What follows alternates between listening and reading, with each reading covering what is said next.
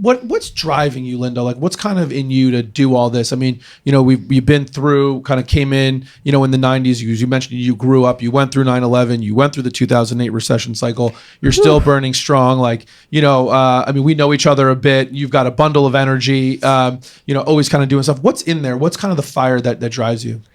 I just love it. It's not a job.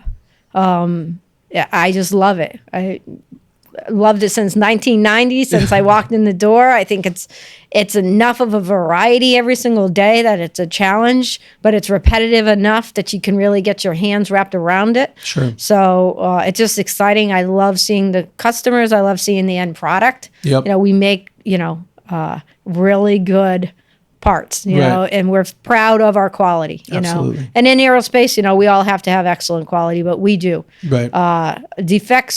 The defective parts per million is a standard. Right. Ours is basically 0. Wow. And that's what you want. And we Right. make over about 400,000 widgets a quarter. Right. And our defective amount that leaves the shop and gets to the customer is basically 0.